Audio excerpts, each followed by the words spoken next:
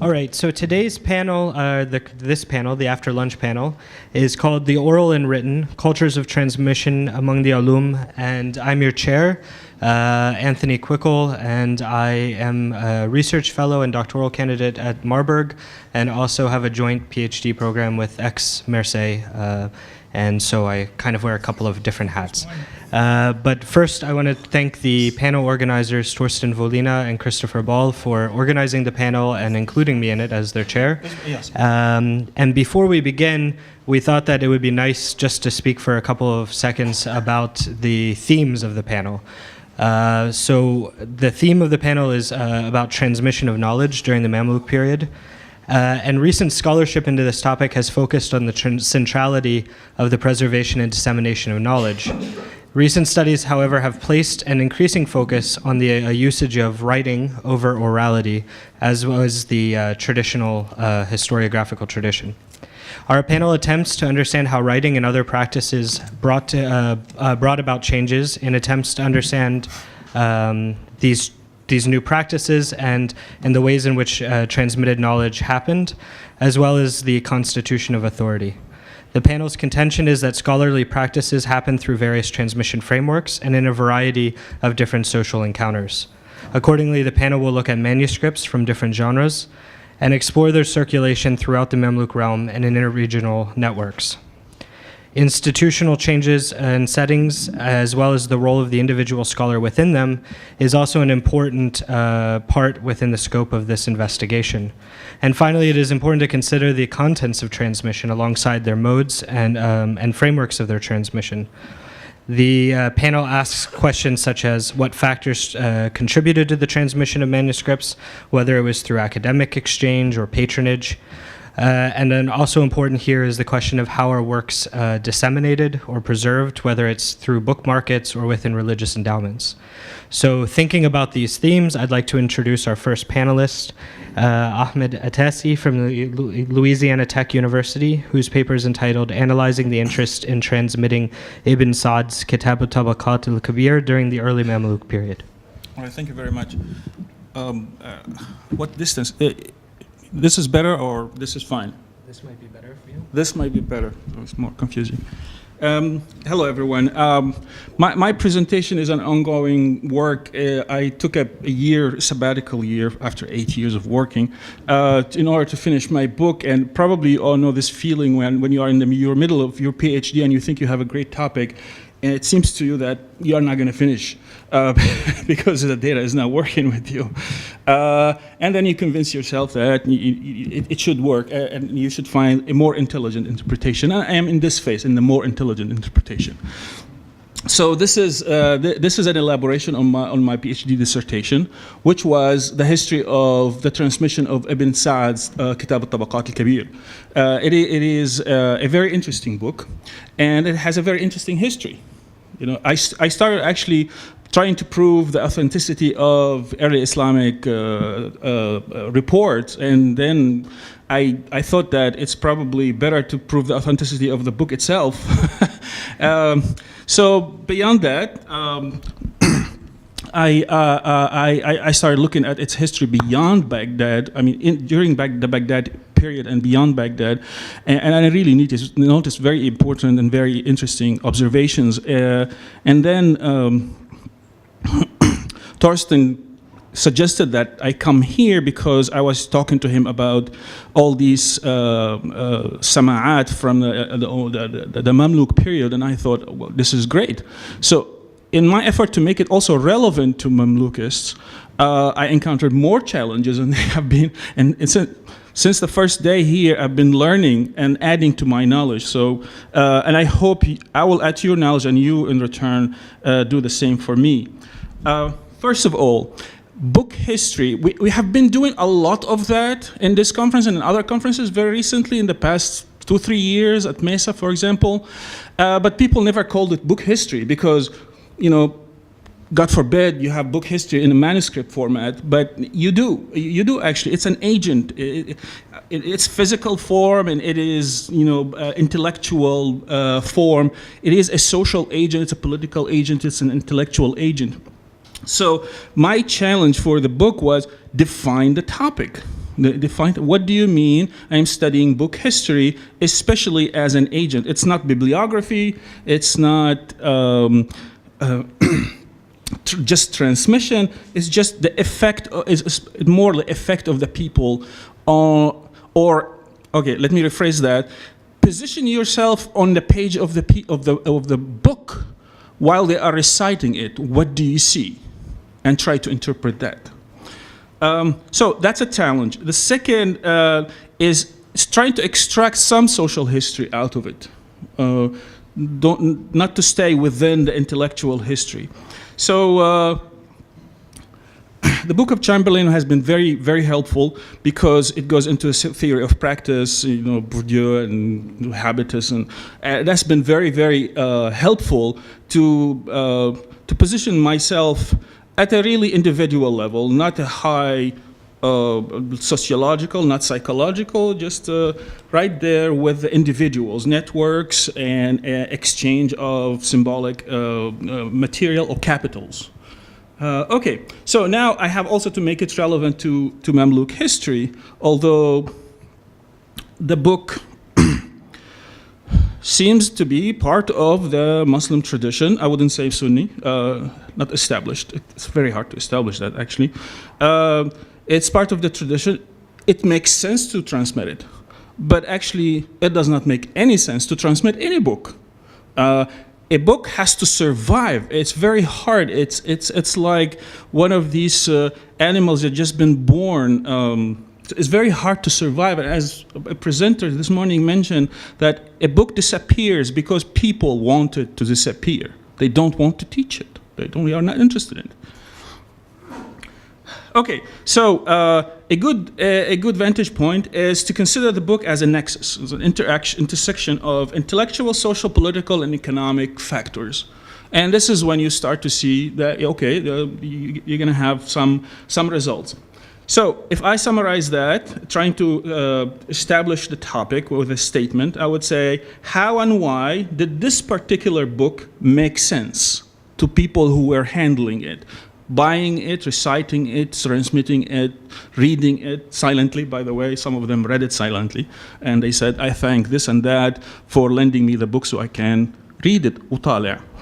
At that particular historical context, you have to position it in the particular historical context. And for me, such a book written in the 3rd century, I have many, many, many contexts to position it at. So, all right, I have to give you quickly information about the book because without it, you will not be able to understand what I'm saying. So, Kitāb al-Ṭabaqāt al-Kabīr, KTK, is from 9th century AD, 3rd century Hijri. It's a biographical dictionary, but it is a very particular one because it's very actually surprising if you compare it to contemporaneous books. It's very different. Usually, biographical tabaqat are lists of names of people, of muhaddithin. Usually, you can find them in the isnad. You take them from the isnad and you put them in, generational levels. This one it starts with the biography of the Prophet and then goes into the biography of the Sahaba and then the muhaddithin. And then you notice that the biography of the Prophet is really particular because it's very thematic. It's a little bit chronological, but very thematic. And then you discover that the other biographies are modeled after the biography of the Prophet. So it is basically trying to legitimize the hadith movement. I call it a movement because it was really a popular movement. It's almost a social movement. It's not political. A part of it is political. So it's like trying to legitimize the hadith movement by giving it ancestry, an ancestry that goes all the way back to the Prophet Muhammad, and model all the lives of these guys.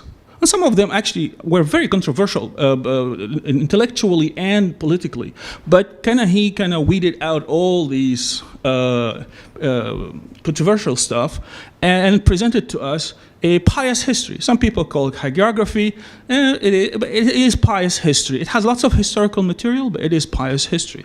I mean, the stuff you read inside, why the scholars wear red or dye their hair, you explode after a while, but it is very important to them. And once you realize that it's important to them, you know what the book is all about. It is about them. Okay. So the book exists in several recensions. The recension is basically when the teacher recites, you copy, so you have one format of the book, and then the teacher recites it again, you have another format, because it's an ongoing work. There is no physical evidence of these recensions, but you can find them in the 3rd century among some of his students. Ibn Sa'd was famous as Kitāb al-Wāqidi, the scribe of al-Wāqidi. Al-Wāqidi was a judge and a historian, a very controversial historian. Somebody said that if he is truthful, then he is the most genius scholar of our age, and if he's a liar, then he is the biggest liar of our age. So that was his student, not only his student, his protege, and the inheritor of the boxes and loads of papers and written material, to the point that Ibn Nadim in Al-Fihrist says that this book is written by Al-Wāqidi. It's not written by Ibn Sa'd. But he had something for Ibn Sa'd. He hated him. I don't know why. Okay, so it survived the 1st century without being very famous. You can find snippets of it in different books, except for Baladhuri, who was his direct student and used it a lot. Then it's in the 4th century, all Hijri, started being more and more used. For example, al-Tabari used it extensively. And so al-Tabari took a recension from one of the students. By the way, the students are minor muhaddith. So Ibn Sa'd passed it to 2 students, minor muhaddith, one at the beginning of his intellectual life and one at the end of his intellectual life, which is more in conformity with the trend. So you write a book, you give it to your youngest student before you die. So that's the recipe. And then it passed to 2 absolutely unknown people. And then in the 4th century, there's the guy Ibn Hayyaway or Ibn Hayyaway, who decided to reassemble all the parts of the book. So I don't know if he wrote it. I don't have an evidence, but he reassembled it, and all the versions we have of all the manuscripts are copies of Ibn Hayyaway's manuscript.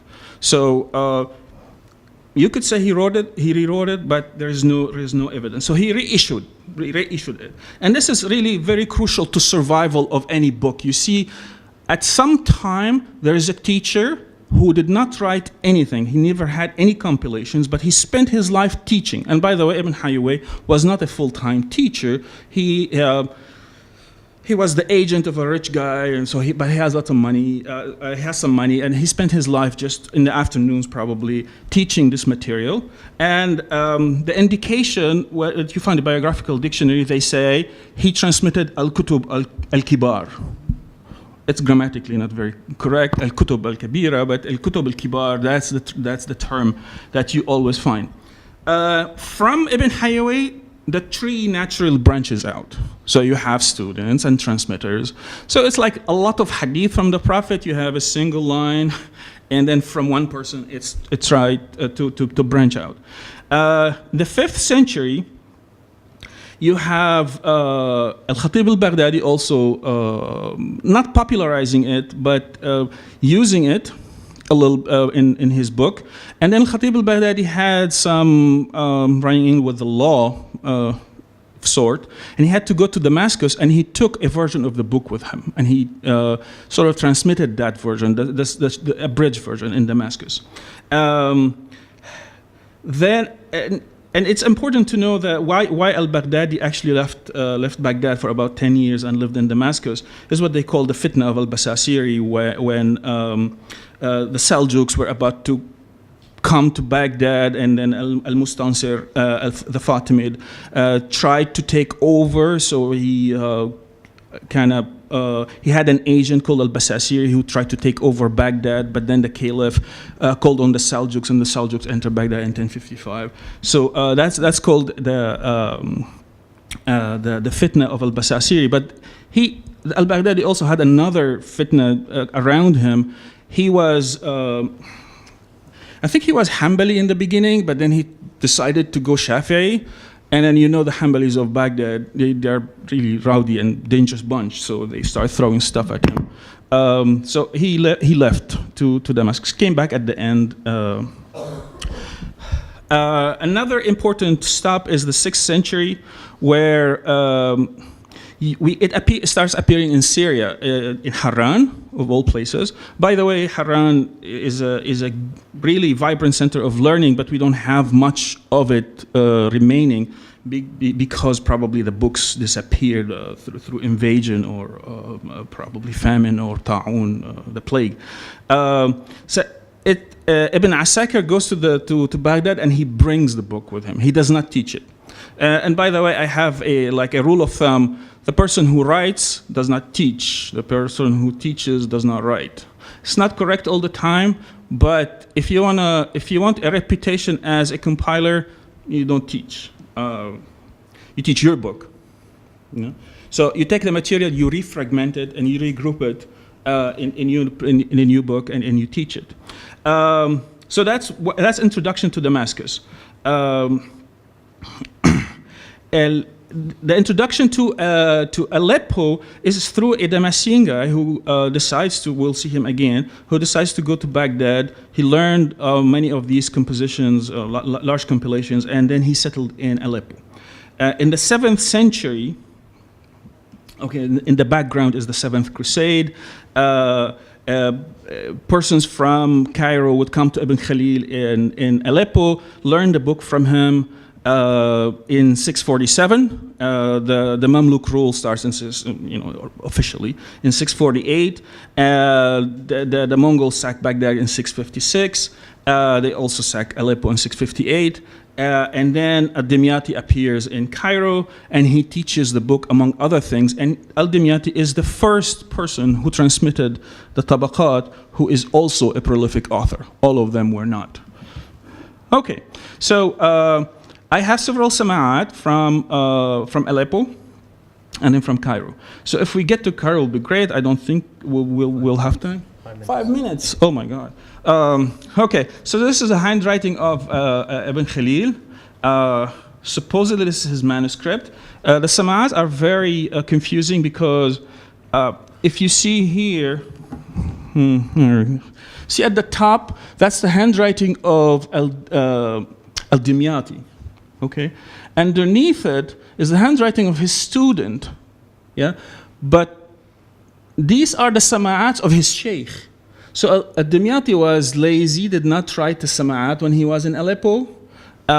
When he went to Egypt, a friend of his called al-Zahiri arrived with a manuscript that has all these sama'ats from Baghdad and from Aleppo, very nice. So al-Dimyati asked his student Ibn Shama to copy all of the stuff. We have the writings of al-Dimyati, and then underneath it is all Ibn Shama. That's another one. Okay. So now we are at the level of the book, and we're trying to see what's happening in the Sama'at session. We have the teacher Yusuf ibn Khalil of Ibn Qaraja. I threw that in because I don't know what it means.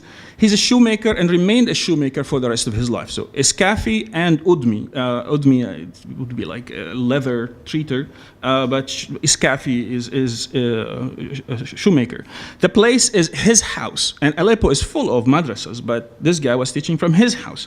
The reader is none other than al-Dimyati. He is a rising student, starting to achieve fame, 34 years of age.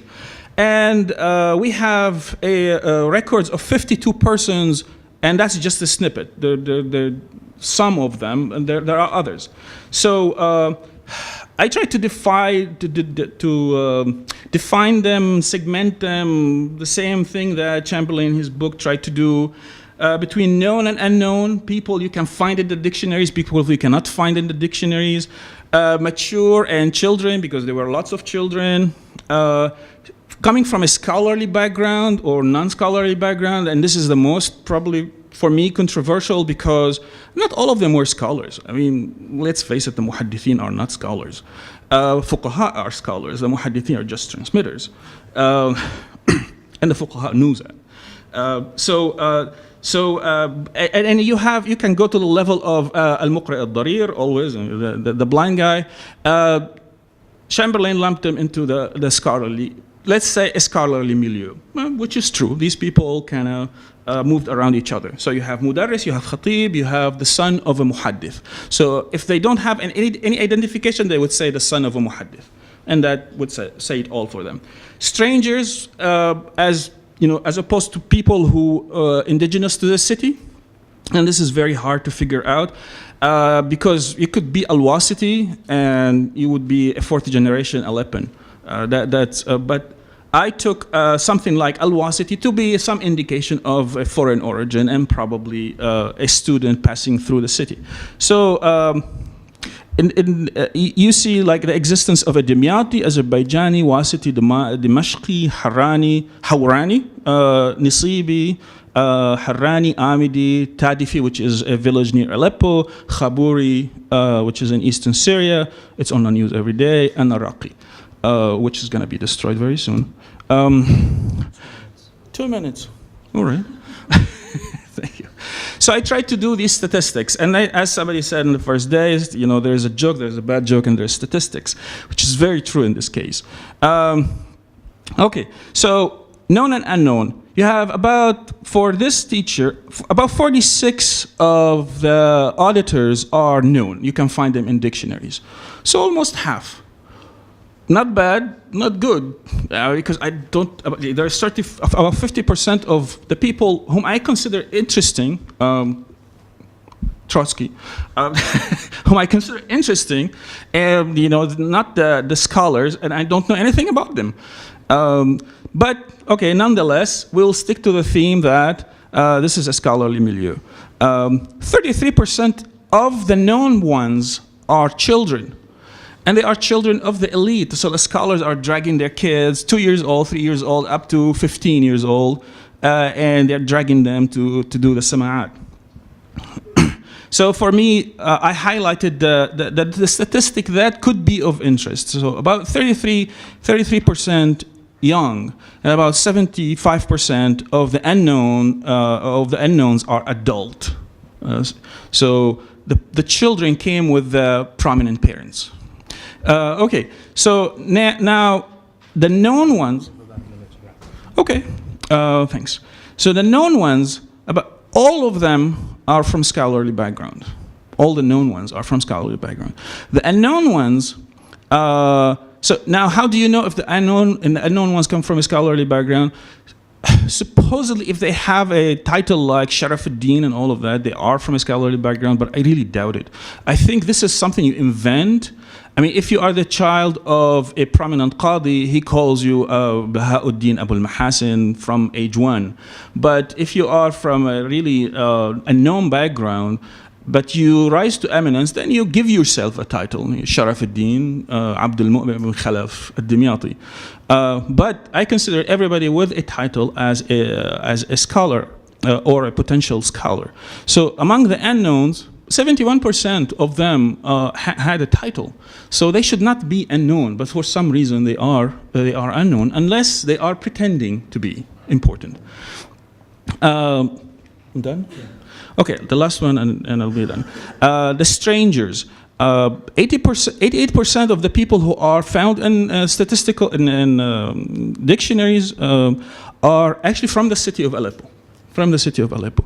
And 46% of the people who are unknown are definitely not from the city of Aleppo. So this makes sense because if you are unknown, most likely you are traveling, nobody would pay attention to you. I'm not gonna say anything, just to tell you how I continue with my methodology. So I divided them between A'yan and not A'yan. Like all Syrian cities, you have these clans and families. Especially in Aleppo and Damascus. So you have A'yan versus non-A'yan, minor households. I couldn't find Askari versus civilian. I just couldn't. Because Chamberlain depended on much, much longer sama'at. I tried also to position it within, just give me one extra minute, to position it within a historical, political context. So some of the ayans, like Ibn al-Ajami, were very involved in Shi'i fitna. They are Sunnis, were involved in Shi'i fitna. There's Ibn Abi Jarada, who was Ibn al-Adim, also involved in Shi'i fitnas. And the amazing thing about the book is every time it pops up, there is some fitna in the background. But I could never connect it to the fitna. All right? So then I started thinking that I should really study the person himself. So that's studying the person. And then I thought, why this book? So in this case, let's see the curriculum. What did he teach? And then, well, you discover that it is unique. Nobody else is teaching it. So how did he get to? We really need to wrap up. All right then. This is the other sama'at. And I hope we can have a good discussion afterward. Thank you very much. Yeah, thank you.